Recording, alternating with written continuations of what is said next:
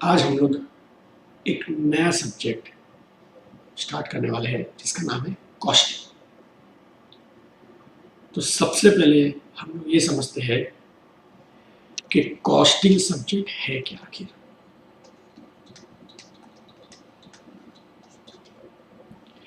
तो इसमें अगर देखेंगे तो जो सबसे इंपॉर्टेंट वर्ड है कॉस्ट। कॉस्ट का मतलब होता है expenses incurred to produce and to sell the goods or services। मतलब क्या? कॉस्टिंग सब्जेक्ट में सारे एक्सपेंस रिकॉर्ड नहीं होते, खाली वही एक्सपेंस रिकॉर्ड होते हैं जो कॉस्ट लगता है to produce or to sell the goods. So if any expense is incurred to produce and to sell, ये दो कॉस्ट ही आएंगे। जैसे फॉर एग्जाम्पल ये जो पेन है हमारे पास, ये किसी तो कंपनी ने बनाया होगा। According to you is it produced free of cost? कुछ तो कॉस्ट लगेगी। सबसे पहले तो प्लास्टिक, उसके अंदर इंक या रिफिल, ये कॉस्ट लगेगा। तो ये तो हो गया हमारा रॉ मटेरियल। अब ये पेन बनाएगा कौन? अगर मेरी फैक्ट्री है, मैं ओनर हूं और मेरे यहाँ पे हंड्रेड्स ऑफ वर्कर्स है, तो वो मैं ऑब्वियसली वो वर्कर्स ही पेन बनाएंगे। Will they manufacture this pen free of cost? No, they will have to be paid wages, उनको वेजेस देना पड़ेगा। अच्छा, कहां पर बनाएंगे ये? फैक्ट्री में। तो फैक्ट्री का रेंट लगता है, फैक्ट्री का पावर कॉस्ट लगता है, मशीन होती है तो मशीन के रिलेटेड खर्चे लगते हैं। तो ये सारे कॉस्ट तो हो गए हमारे कॉस्ट। अभी जो मटेरियल कॉस्ट हो गया हमारा, वो प्रोड्यूस करने के लिए लगा, वर्कर को वेजेस दिया प्रोड्यूस करने के लिए, फैक्ट्री का खर्चा लग रहा है प्रोड्यूस करने के लिए, ये तो चलो हो गया। इसके अलावा जब ये प्रोडक्ट बन के रेडी हो गया, अब इसको मार्केट में बेचना भी है, तो कंपनी को एडवर्टाइज करना पड़ेगा बेचने के लिए।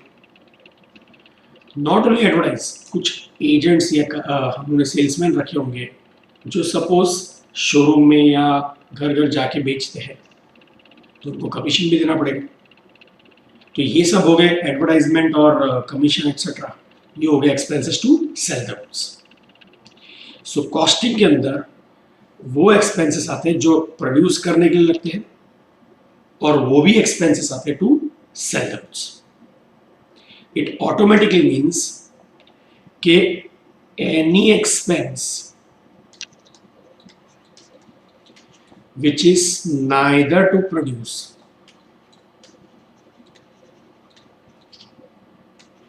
nor to sell the goods is ignored in costing। कोई भी ऐसा एक्सपेंस जो प्रोड्यूस करने के लिए नहीं है, मतलब कॉस्ट टू प्रोड्यूस नहीं है और कॉस्ट टू सेल भी नहीं है, neither to produce not to sell, ऐसे एक्सपेंस को हम लोग कॉस्टिंग में इग्नोर करते हैं। जैसे समझते हैं क्या क्या। सबसे पहला है donation.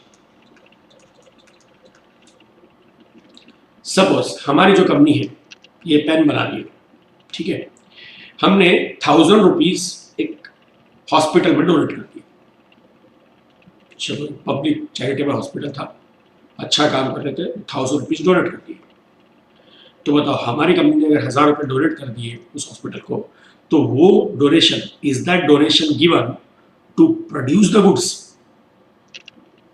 No. Is that donation given to sell the goods? No. So neither to produce nor to sell. तो डोनेशन कॉस्टिंग में नहीं आएगा, इग्नोर करेंगे. सिमिलरली एक और एग्जांपल लेते हैं. Dividend paid. चलिए आप लोग बताइए, dividend is given to whom? To shareholders. तो डिविडेंड क्यों देते हैं? To produce the goods. Goods बनाने के लिए देते? नो. डिविडेंड क्यों देते हैं? बेचने के लिए. गुड्स को बेचने के लिए देते? No. So neither to produce nor to sell. तो ये डिविडेंड भी क्या हो जाएगा? इग्नोर हो जाएगा. आई होप आपको ये पॉइंट समझ में आया होगा. ठीक है, चलिए आगे बढ़ते हैं. आपको जहां पर भी, एक बार ये वापस रख देता हूं, आपको जहां पर भी ये सब पॉइंट्स अगर लिखने हैं, ठीक है, तो आप वीडियो को पॉज करके उन पॉइंट्स को नोट डाउन कर सकते हैं. आगे चलते हैं. कॉस्ट. कॉस्ट जो होते हैं वो दो पार्ट में डिवाइड होता है. पहला पार्ट होता है डायरेक्ट कॉस्ट और दूसरा पार्ट होता है इनडायरेक्ट कॉस्ट. डायरेक्ट कॉस्ट और इनडायरेक्ट कॉस्ट, ठीक है. डायरेक्ट कॉस्ट और इनडायरेक्ट कॉस्ट में डिफरेंस क्या है पहले वो समझ लेते हैं. डायरेक्ट कॉस्ट का मतलब any such cost which can be directly identified with the product. मतलब क्या? ऐसे खर्चे जो उन खर्चों को देख के हम अगर बता सकते हैं कि वो एक्सपेंस किस प्रोडक्ट पे लगा है, हम लोग डायरेक्टली उसको रिलेट कर सकते हैं, तो ऐसे एक्सपेंसेस को हम लोग डायरेक्ट कॉस्ट बोलते हैं. एग्जांपल लेते हैं. सपोज हमारी एक फैक्ट्री है, ठीक है, और उस फैक्ट्री में हम लोग दो प्रोडक्ट बना रहे हैं, शर्ट्स और टेबल्स. शर्ट और टेबल. तो आधे पार्ट में शर्ट बन रहा है, आधे पार्ट में टेबल बन रहा है. चलिए ऐसा एग्जांपल लेते हैं. ठीक है.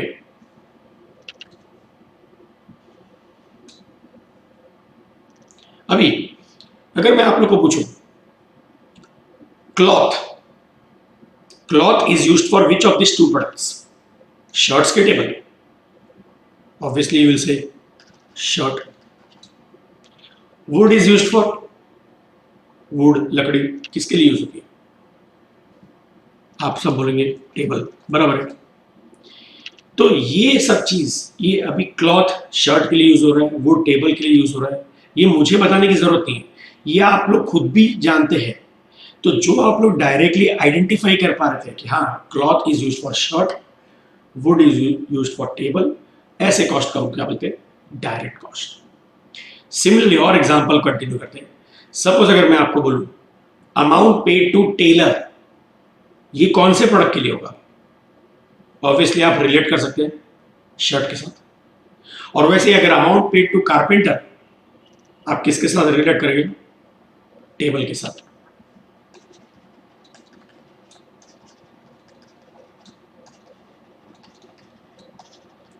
अगेन ये मुझे बताने की जरूरत पड़ी नहीं, ये आप खुद आइडेंटिफाई कर सकते हो. तो ऐसे कॉस्ट को हम क्या बोलेंगे? Direct cost. तो आपको शायद समझ में आया होगा कि डायरेक्ट कॉस्ट क्या होता है. Those cost which you can directly identify with the product. ठीक है. तो अब दूसरा समझते हैं कि इनडायरेक्ट कॉस्ट क्या होता है. तो इनडायरेक्ट कॉस्ट वो होता है those cost which cannot be directly identified with the product, जिसको हम डायरेक्टली आइडेंटिफाई नहीं कर सकते कि वो कौन से स्पेसिफिकली एक प्रोडक्ट के लिए लगा है। क्यों? Because it is jointly incurred for all the products।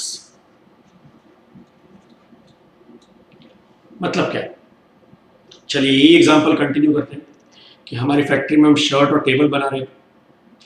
अब बताइए, ये जो फैक्ट्री है, सपोज ये हमारी ओल्ड जगह नहीं है, ये हमने किसी और से ली हुई है, तो हमें उसको रेंट पे करना पड़ेगा। तो ये जो फैक्ट्री रेंट है, सपोज 10,000 रुपीज रेंट पे कर रहे हैं। अब बताओ ये कि कौन से प्रोडक्ट के साथ आइडेंटिफाई कर सकते हो? Can you identify this rent only with shirt? कि क्या आप इसको ओनली विद टेबल के साथ आइडेंटिफाई कर सकते हैं? नो, क्योंकि ये जो रेंट लगा है वो दोनों के लिए लगा है, इस जगह पे दोनों प्रोडक्ट बन रहे हैं, तो किसी एक प्रोडक्ट के साथ आइडेंटिफाई नहीं कर सकते हैं। तो ये कौन सा कॉस्ट हो गया आपका? Indirect cost, because it is jointly incurred for all the products. तो जैसे मैंने आपके लिए बताया रेंट, और आगे कंटिन्यू करते हैं इसी में। At the end of the month हमारा फैक्ट्री का पावर बिल आया, समझो 6,000 रुपीज। अब आप बता सकते हैं 6,000 रुपीज पावर बिल में कितना पावर या कितने इलेक्ट्रिसिटी आपका शर्ट के लिए यूज हुआ और कितना टेबल के लिए, क्योंकि वो तो किसी एक प्रोडक्ट के लिए नहीं लगा है, जॉइंटली जो भी प्रोडक्ट हम लोग फैक्ट्री में बना रहे हैं सबके लिए लगा है। तो ये भी हमारा कौन सा कॉस्ट हो गया? Indirect cost. आई होप आपको ये समझा होगा। एक और एग्जांपल लेते हैं। समझो फैक्ट्री के बाहर हमने वॉचमैन को रखा है टू गिव सिक्योरिटी, और हम उसको मंथली 5,000 रुपीज पे कर रहे हैं। अब बताओ, अगर हम लोग उसको जो पे कर रहे हैं 5,000 रुपीज, वो अल्टीमेटली काम क्या कर रहा है? सिक्योरिटी दे रहे हैं। तो क्या वो सिक्योरिटी खाली हमारे शर्ट्स को दे रहे हैं, या खाली टेबल को दे रहे हैं, या फिर दोनों प्रोडक्ट को दे रहे हैं? तो ऑब्वियसली वो सिक्योरिटी दोनों प्रोडक्ट को दे रहा है। तो ये जो कॉस्ट लगा हमारा वो भी जॉइंटली लगा है फॉर ऑल द प्रोडक्ट्स। तो इस कॉस्ट को हम लोग क्या बोलेंगे? Indirect cost. Is that clear? तो आपको ये तो समझ में आ गया डायरेक्ट कॉस्ट क्या होता है और इनडायरेक्ट कॉस्ट क्या होता है। डायरेक्ट कॉस्ट को एक और नाम से जाना जाता है, it is also called as prime cost. ठीक है? और जो हमारा इनडायरेक्ट कॉस्ट है, इसको कहा जाता है ओवरहेड्स। सो काफी टाइम सम्स में, प्रॉब्लम्स में, या आप क्वेश्चन शीट देखेंगे तो डायरेक्ट कॉस्ट के बदले प्राइम कॉस्ट भी इंटरचेंजेबली दे सकते हैं, और वैसे इनडायरेक्ट कॉस्ट के बदले ओवरहेड्स भी दे सकते हैं। तो ये दोनों नाम जानने जरूरी है आपके लिए। अच्छा, अगर मैं यहाँ पे आपको पूछूं कि क्वेश्चन में अगर ऐसा दिया है जॉइंट कॉस्ट, तो जॉइंट कॉस्ट मतलब कौन सा हो गया? डायरेक्ट की indirect? So obviously if you can see the wording over here, this cost is jointly incurred for all the products. तो जॉइंट कॉस्ट मतलब इनडायरेक्ट कॉस्ट। आपको ये एग्जांपल क्लियर हो गया? चलिए अब इसके आगे का पार्ट करेंगे। ये जो डायरेक्ट कॉस्ट होता है,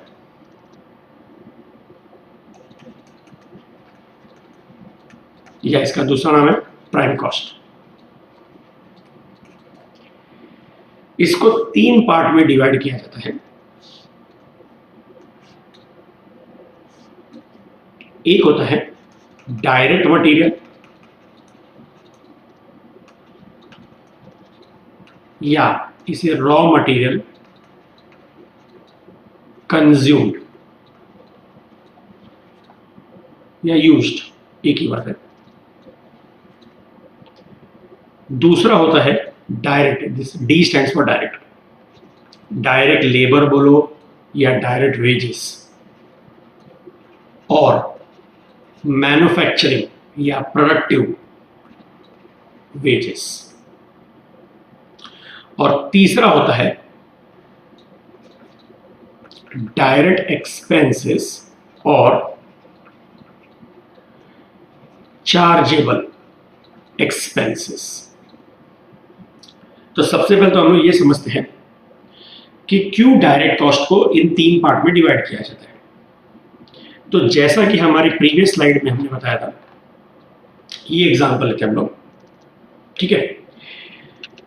अब बताइए, ये जो हमने एग्जांपल लिए थे कि भाई शर्ट के लिए क्लॉथ, टेबल के लिए वुड, शर्ट के साथ अमाउंट टू टेलर, टेबल के साथ अमाउंट टू कारपेंटर, ये तो हमने आइडेंटिफाई कर लिया था डायरेक्टली। तो this are all my direct costs, ठीक है। इनमें सबसे पहला डायरेक्ट कॉस्ट जो है, जैसे आपको स्क्रीन पे दिख रहा है, क्लॉथ और वुड। अब आप लोग बताइए, what is cloth for a shirt? Obviously raw material. Similarly what is wood for table? Raw material. तो हमारा सबसे पहला डायरेक्ट कॉस्ट है रॉ मटेरियल, ठीक है। इसके अलावा who is tailor for a shirt? ठीक है, एक वर्कर हमारे फैक्ट्री में होगा जो हमारे लिए शर्ट बना रहा है। Similarly who will be carpenter for the table? So he is the worker who is manufacturing table for us. Will they work free of cost? No. So they have to be paid wages. Because they are manufacturing something, we are paying them wages. So can I call this as manufacturing wages? Yes, इसे manufacturing wages बोल सकते हैं। तो हमारे 2 direct cost तो आपको सामने दिख गए, एक रॉ मटेरियल हो गया और दूसरा मैन्युफैक्चरिंग वेजेस। यही मैंने नीचे की स्लाइड में लिखा है, रॉ मटेरियल कंज्यूम या डायरेक्ट मटेरियल, दूसरा मैन्युफैक्चरिंग वेजेस या डायरेक्ट लेबर या डायरेक्ट वेजेस। तो फिर ये तीसरा क्या है, डायरेक्ट एक्सपेंस या चार्जेबल एक्सपेंस। तो ऐसे कोई एक्सपेंसेस जो डायरेक्ट कॉस्ट है, मतलब आप आइडेंटिफाई कर सकते हो कि वो कौन से प्रोडक्ट के लिए लगा है, ठीक है, लेकिन वो मटेरियल नहीं है और वो वेजेस भी नहीं है, तो वो आएगा डायरेक्ट एक्सपेंसेस में। अब जैसे एग्जांपल लेते हैं, ठीक है। सपोज इसी एग्जांपल में लेते हैं शर्ट्स और टेबल में।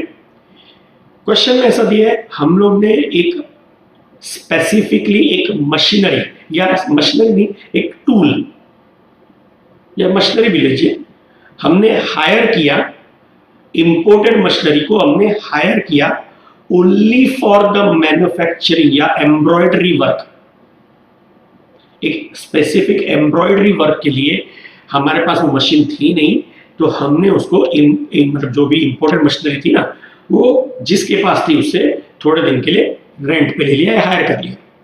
तो अभी एम्ब्रॉयडरी वर्क है और वो भी स्पेसिफिकली बोलते हैं जो गारमेंट्स में यूज होता है। तो यू कैन ऑब्वियसली रिलेट कि ये खर्चा किसके लिए लगा है, शर्ट के लिए, ठीक है। अब बताइए, ये जो कॉस्ट लगा हमने रेंट पे किया for that machinery for embroidery work on garments, is that raw material cost? No. Is that a wages? No. But you can still identify कि हाँ, अगर ये एम्ब्रॉयडरी वर्क है गारमेंट्स के लिए, तो ऑब्वियसली टेबल के साथ तो नहीं होगा, वो शर्ट के साथ होगा। तो वो कॉस्ट कहाँ पर जाएगा, आपका डायरेक्ट एक्सपेंसेस में। सो स्पेसिफिकली अगर आपने कोई भी टूल हायर किया है या मशीनरी हायर की है जिसको आप रिलेट कर सकते हैं कि वो कौन से प्रोडक्ट के लिए है, तो वो डायरेक्ट एक्सपेंस बन जाएगा। हाँ, अगर आप रिलेट नहीं कर पाएंगे कि वो किस पर्टिकुलर प्रोडक्ट के लिए है, तो वो इनडायरेक्ट रहेगा।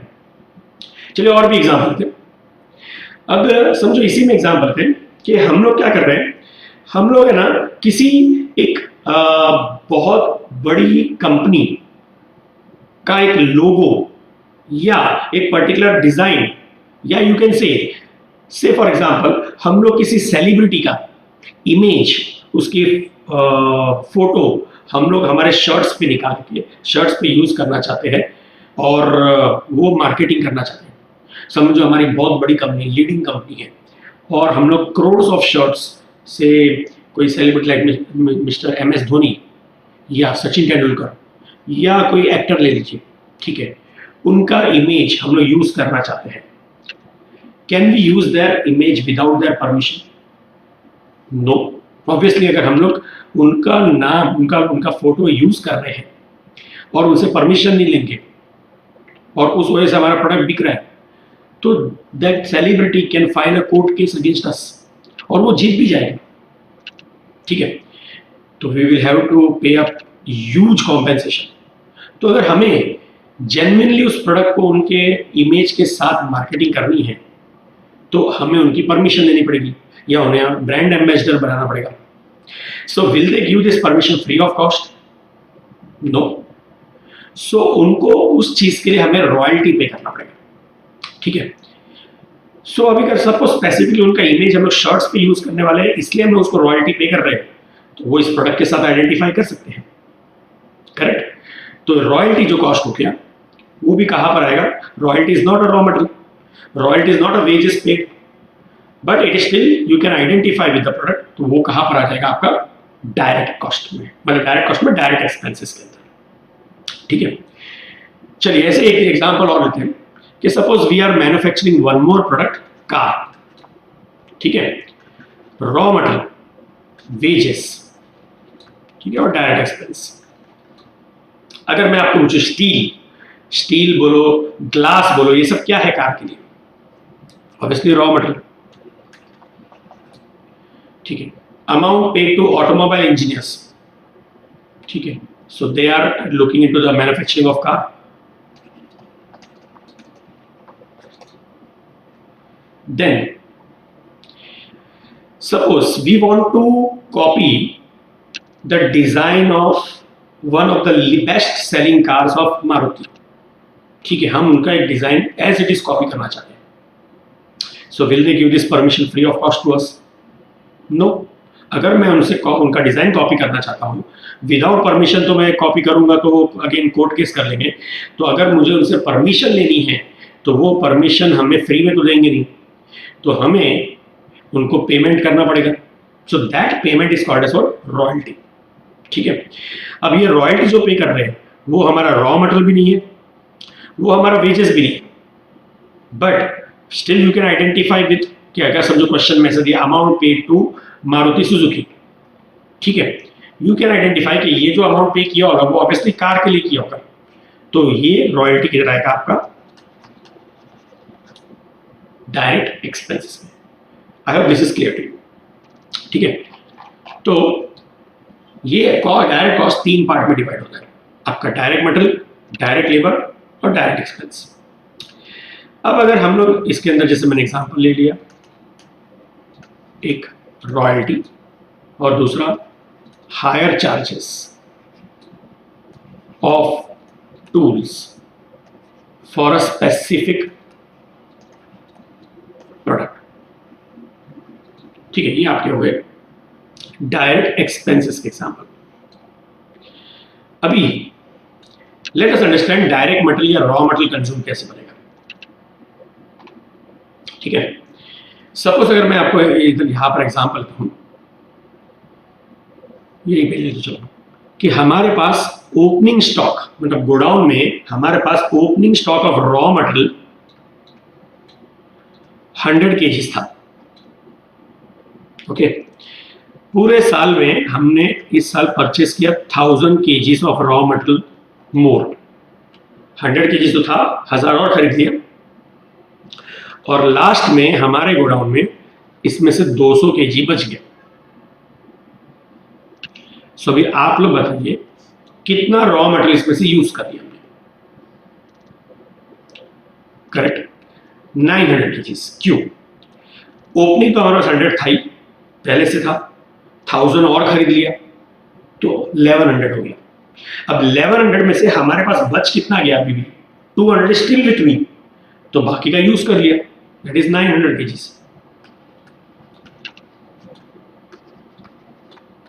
ये हो गया रॉ मटेरियल कंज्यूमर. तो बताओ ये क्या सबको ऐड किया मैंने? नहीं.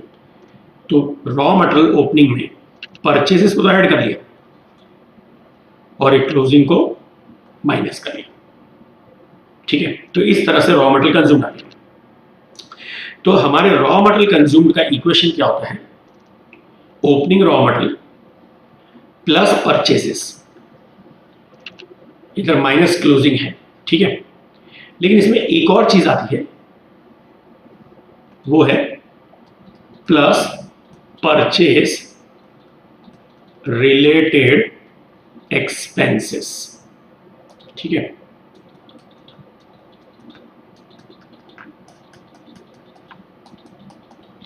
तो पहले तो हमें ये समझना है कि परचेस रिलेटेड एक्सपेंस होता क्या है. और फिर उसके साथ ये भी समझना है कि why it is added to purchase. देखते हैं। तो आप सबने कैरेज इनवर्ड ये वर्ड तो सुना ही होगा,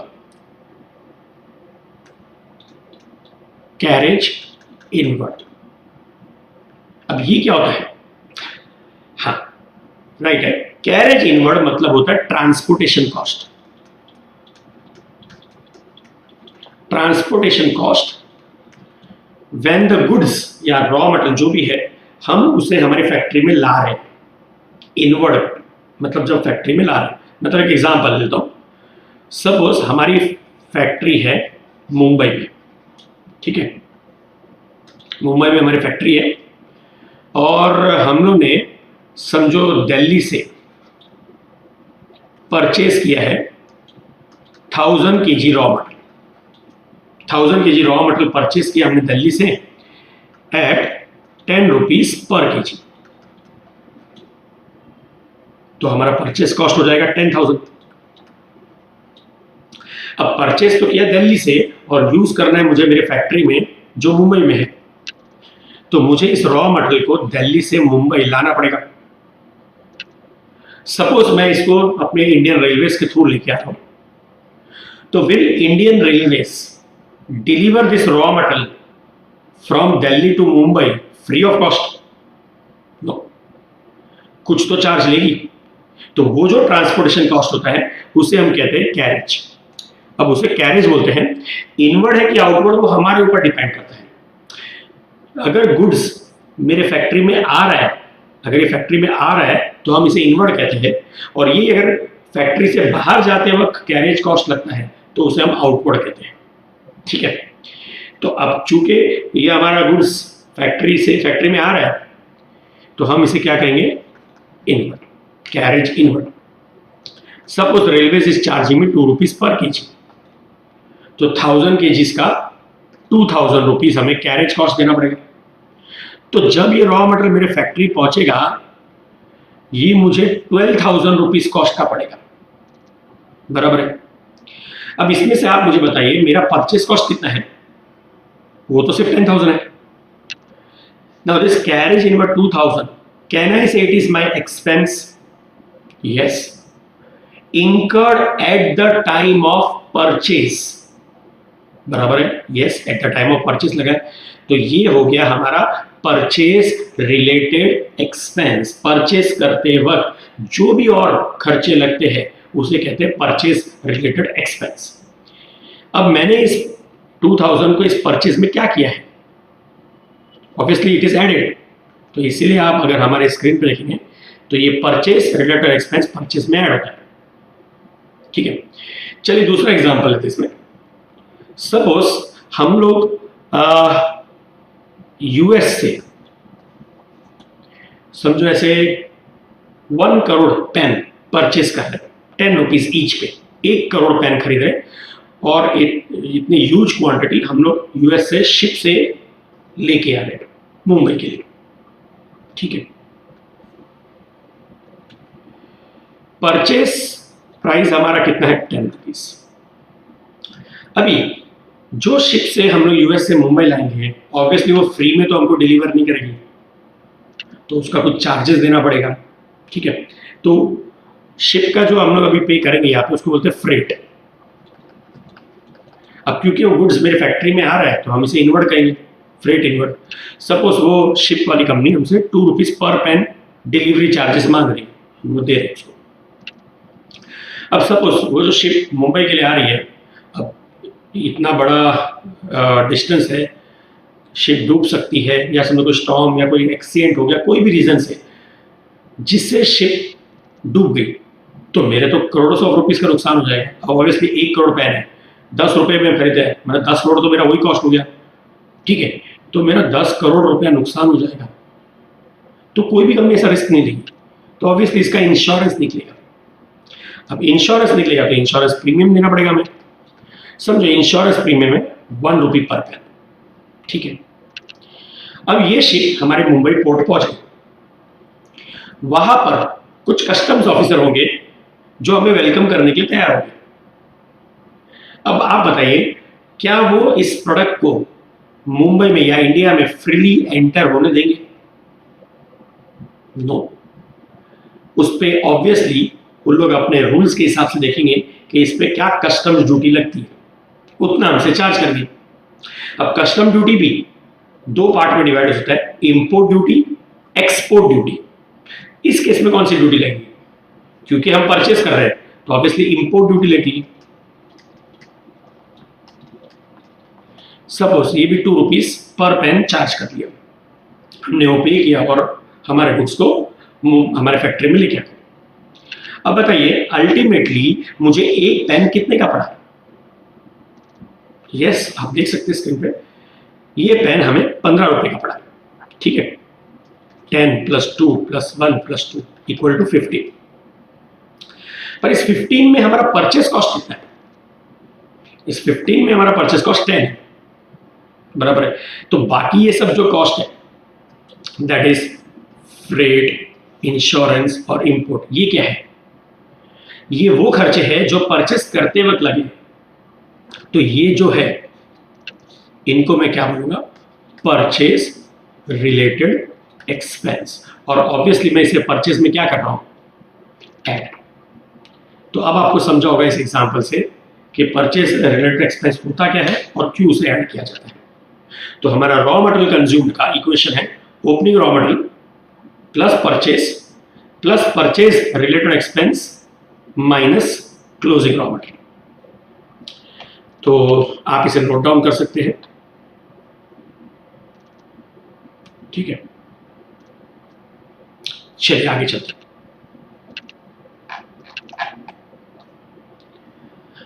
अब हम बात करेंगे हमारे इनडायरेक्ट कॉस्ट की।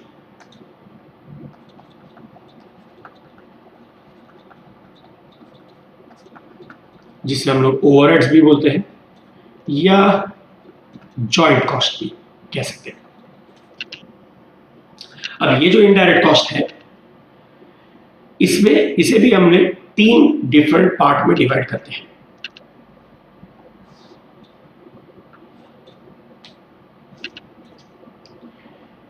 सी, हमारे ऑर्गेनाइजेशन, कोई भी ऑर्गेनाइजेशन में अगर बड़े ऑर्गेनाइजेशन है तो उसे उसमें 4 अलग अलग जगह होती है। एक जगह होती है फैक्ट्री, जहां पर हम लोग मैन्युफैक्चरिंग करते हैं। दूसरा होता है ऑफिस, जहां से हम हमारे डे टू डे एडमिनिस्ट्रेशन की जो भी एक्टिविटीज होते हैं वो करते हैं। तीसरा होता है शोरूम, ऑब्वियसली यहां से हम गुड्स बेचते हैं। और एक और जगह होती है वेयरहाउस बोलो या आप उसे गोडाउन बोलो, यहां पर हम हमारे गुड्स को स्टोर करते हैं। तो ये 4 जगह होती है। अब इनडायरेक्ट कॉस्ट में 3 पार्ट में डिवाइड होता है।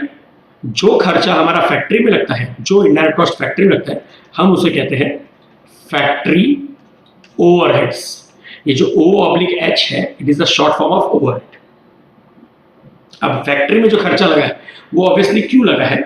मैन्युफैक्चर करने के लिए, तो इसे मैन्युफैक्चरिंग ओवरहेड्स भी कहा जाता है।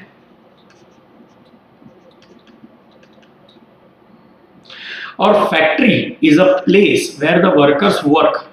तो फैक्ट्री का एक और नाम होता है वर्क्स।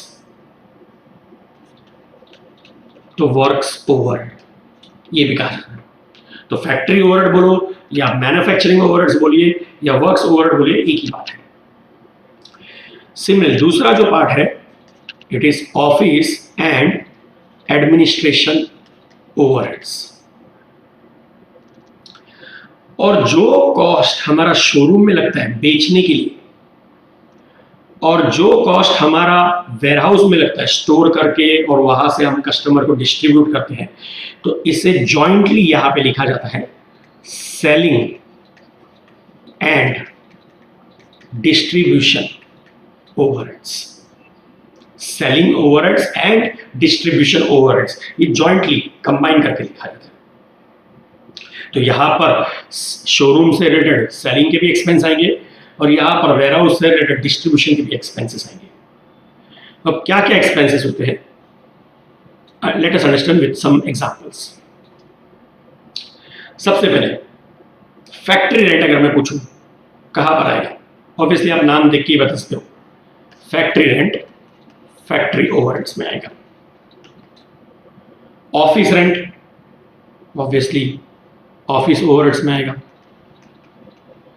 ये तो आप नाम देख के समझ रहे, ऑफिस ऑफिस, फैक्ट्री फैक्ट्री, ठीक है। Showroom rent, showroom is for selling the goods, तो यहां पर आएगा।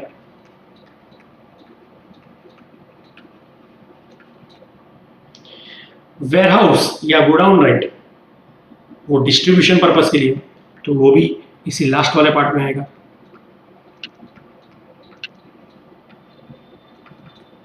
करेक्ट। चलिए और एग्जांपल थे। एडवर्टाइजमेंट, अब एडवर्टाइजमेंट क्यों करते हैं हम लोग? ऑब्वियसली बेचने के लिए, सेलिंग एंड डिस्ट्रीब्यूशन में आएगा। कैरेज आउटवर्ड, जैसे हमने कैरेज इनवर्ड एग्जांपल लिया था, अब कैरेज आउटवर्ड, तो कैरेज मतलब transportation cost incurred when the goods are going out of the organization, ठीक है। तो अब बताइए, आप सोच के बताइए, ये क्यों, किसके लिए लगा खर्चा? Is it a manufacturing expense? No. ये ऑफिस का खर्चा है? नो। ये सेलिंग का खर्चा है कि डिस्ट्रीब्यूशन का खर्चा है? ये डिस्ट्रीब्यूशन का खर्चा है।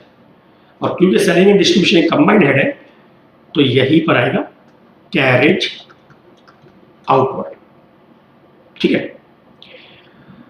अब अगर मैं आपको पूछूं अकाउंटेंट सैलरी, ऑफिस में आएगा, क्योंकि अकाउंटेंट ऑफिस में काम करता है।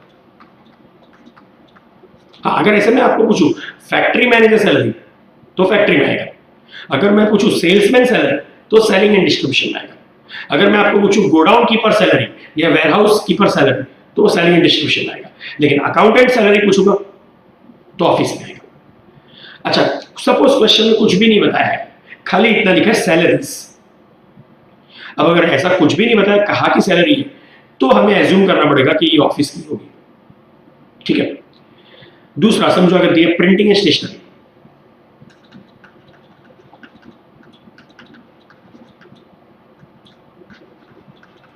प्रिंटिंग एंड स्टेशनरी ऑफिस में आएगा। पावर, तो पावर आएगा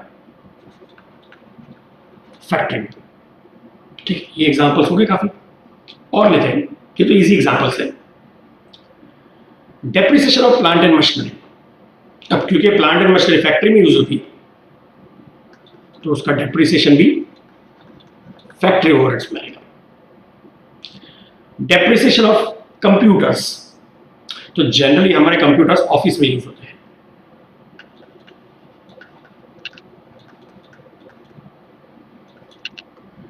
डेप्रिसिएशन ऑफ डिलीवरी वैन, तो delivery van is for purpose of distribution, तो वो सेलिंग एंड डिस्ट्रीब्यूशन में आएगा, ओके। अब आगे और एग्जांपल थे। सपोज अगर मैं आपको स्पेसिफिकली पूछूं कि टैक्सेस में, टैक्स में, ठीक है, मैं टैक्स का एग्जांपल देता हूं। अगर आपने कभी परचेस टैक्स सुना है, परचेस टैक्स, शायद आपने नहीं सुना, लेकिन अभी अभी आपने 5 मिनट पहले सुना था। हमने इसके प्रीवियस ये एग्जांपल में, जो आपको स्क्रीन पे दिखाई दे रहा है, कि हमने यूएस से एक पेन परचेस किए थे और वो शिप से आ रही मुंबई, तो वहां पे हमने मुंबई पहुंचने के बाद इंपोर्ट ड्यूटी भरी थी। तो import duty, is it a tax? Yes. Paid eight the time of purchase, हाँ, तो ये हो गया हमारा परचेस टैक्स। सो जैसे एग्जांपल लिया इंपोर्ट ड्यूटी, वो परचेस टैक्स हो गया। अभी बिजनेसमैन को परचेस करते हुए तो टैक्स भरना पड़ रहा है, जैसे हमने देखा। पहले क्या होता था, गुड्स मैन्युफैक्चर करने पे भी मैन्युफैक्चरिंग टैक्स भरा जाता था। मैन्युफैक्चरिंग टैक्स भरा जाता था पहले, जिसे कहते थे एक्साइज ड्यूटी, ठीक है। एक्साइज ड्यूटी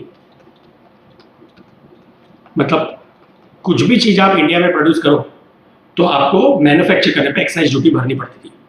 अब ऑब्वियसली ये स्क्रैप हो चुका है। अब आपको मैन्युफैक्चरिंग टैक्स में एक्साइज ड्यूटी के बदले आपको क्या भरना पड़ता है? एक कॉमन टैक्स आ गया GST, goods and service tax, ठीक है। बट मैं आपको एक एग्जांपल लेने के लिए खाली बता रहा हूँ। और फिर बेचने के लिए हमें बेचते वक्त भी सेल्स टैक्स लगता था, लेकिन अभी ऑब्वियसली वो जीएसटी के साथ रिप्लेस हो चुका है। तो अभी बिजनेसमैन क्या क्या एक्टिविटी करेगा? तो सबसे पहले तो रॉ मटेरियल खरीदेगा, परचेस किया तो परचेस टैक्स लग गया। फिर उस रॉ मटेरियल से कुछ गुड्स बनाएगा तो उस पर एक्साइज ड्यूटी लगती थी उसे। फिर उसको बेचने पे उसे सेल्स टैक्स लगता था। और ये सब करने के बाद अगर वो गलती से कुछ कमा लेता है तो ये उसकी बहुत बड़ी गलती हो गई। तो अगर वो कुछ प्रॉफिट कमा लेता है तो उस पर उसे इनकम टैक्स भरना पड़ता था, ठीक है। तो ये सब different different type of taxes एक बिजनेसमैन को लगते थे, ठीक है। तो हम लोग देखते हैं कहां पर क्या क्या चीज आएगी। अब परचेस टैक्स जो हमारा सबसे पहला है, purchase tax, it is expense eight the time of purchase. तो ये तो परचेस रिलेटेड एक्सपेंस हो गया, ये हमारा परचेस रिलेटेड एक्सपेंस हो गया। तो ये तो हमारे डायरेक्ट कॉस्ट में आएगा यहां पर, ये जो है परचेस रिलेटेड एक्सपेंस यहां पर आएगा, ठीक है। Manufacturing tax that is excise duty. अब क्योंकि मैन्युफैक्चरिंग होती है फैक्ट्री में तो ऑब्वियसली एक्साइज ड्यूटी भी कहां पर लगेगी? ये लगेगी आपकी फैक्ट्री ओवरहेड्स में। ये तो मैं आपको सिर्फ बता रहा हूं, अभी एक्साइज ड्यूटी नहीं लगता है, लेकिन अगर क्वेश्चन में फिर भी दिया गया है एक्साइज ड्यूटी तो आपको मालूम होना चाहिए कहां पर लगेगा, फैक्ट्री, ठीक है। Sales tax obviously it is related to sales, तो ये आएगा आपका सेलिंग एंड डिस्ट्रीब्यूशन। लास्ट बचा इनकम टैक्स। अब यहां पर हो गया, यहां पर हो गया, इधर जगह खाली दिख रही है तो नॉर्मली स्टूडेंट्स कहते हैं ये यही पर आएगा, पर नहीं, ऐसा नहीं है। हमने इस टॉपिक के स्टार्ट में ये डिस्कस किया था कि जो भी expense which are neither to produce nor to sell, ऐसे एक्सपेंस को हम लोग कॉस्टिंग में नहीं लिखते हैं। ये हमने डिस्कस किया था, देखिए हमारे प्रीवियस स्लाइड्स में ये हमने डिस्कस किया है। Yes, any expense neither to produce nor to sell is ignored in costing. अब आप लोग बताइए, जो टैक्स प्रोड्यूस करने के लिए लगा है, टू प्रोड्यूस, उसे तो हम एक्साइज ड्यूटी बोलते हैं।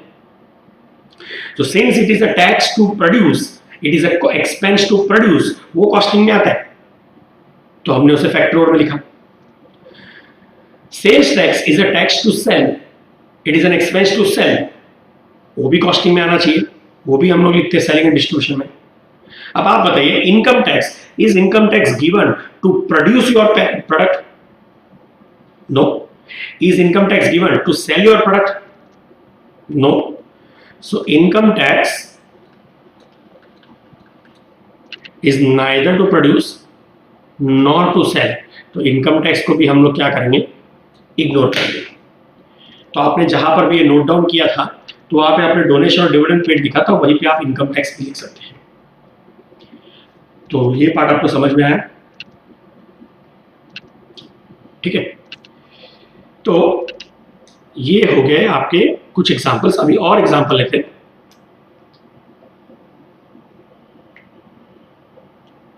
दूसरे एग्जांपल्स जो अभी थोड़े से टेक्निकली एडवांस्ड एग्जांपल्स हैं, इनका जब तक आपको मीनिंग नहीं मालूम होगा तब तक आप उसे बराबर लिख नहीं पाएंगे कि कौन से हेड में आएगा। जैसे सबसे पहले अगर मैं बात करता हूं हॉलेज,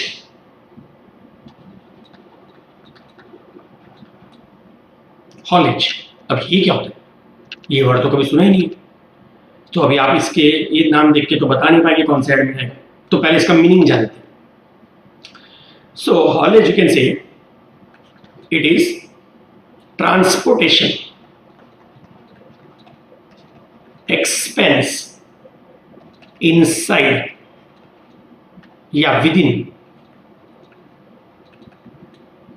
फैक्ट्री प्रीमाइसेस। हॉलेज का मतलब क्या होता है? Transportation expense within the factory premises. मतलब अब समझो लेट्स से रिलायंस पेट्रोलियम जो कि उनकी फैक्ट्री या प्लांट है जामनगर में, गुजरात में, अब it is the world's largest grass root oil refinery. अब इतनी बड़ी फैक्ट्री है, इतना ह्यूज स्पेस है, मतलब आप अगर अंदाजा लगाएंगे, मतलब एक एंड से दूसरे एंड जाने के लिए कोई ट्रक या व्हीकल होगी तो उसे भी कम से कम 10 मिनट लग जाएंगे। ह्यूज, बहुत बड़ा कॉम्प्लेक्स होगा। अब वहां पर गुड्स को एक एंड से दूसरे एंड के लिए लेके जाने के लिए डू यू थिंक वर्कर्स उसे खुद उठा उठा के लेके जाएगा? No, it is a time waste. इतना अगर वर्कर उठा के मेहनत करके लेके जाएगा, जितना टाइम वेस्ट होगा उतने में तो वो बहुत कुछ दूसरा काम कर लेगा। तो ऑब्वियसली कंपनी के पास अंदर भी फैक्ट्री के प्रीमाइसेस में भी कुछ व्हीकल्स होंगी जो एक एंड से दूसरे एंड गुड्स को with in the factory deliver करने के लिए रखी होगी। तो वैसे जो डिलीवरी ट्रक्स या डिलीवरी कार्स के लिए जो ट्रांसपोर्टेशन खर्चे होते हैं विद इन द फैक्ट्री, उसे हम क्या बोलते हैं? हॉलेज। और क्योंकि अभी एक बार आपको इसका मीनिंग समझ गया तो यू कैन इजीली अंडरस्टैंड कहां पर आएगा ये? फैक्ट्री में। ठीक है, चलिए एक और देखते हैं। Counting house salary. अब काउंटिंग हाउस मतलब actually it is nothing but accounting house. Counting house का मतलब होता है accounting house, that house where the accounts are kept. And where is the accounts kept? Obviously office. तो ये हमारा जो काउंटिंग हाउस है वो ऑफिस एंड एडमिनिस्ट्रेशन में है।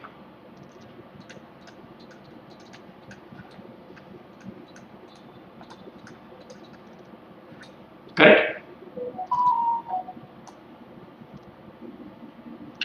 एक और लास्ट पार्ट करते हैं। ठीक है, that is drawing office salary.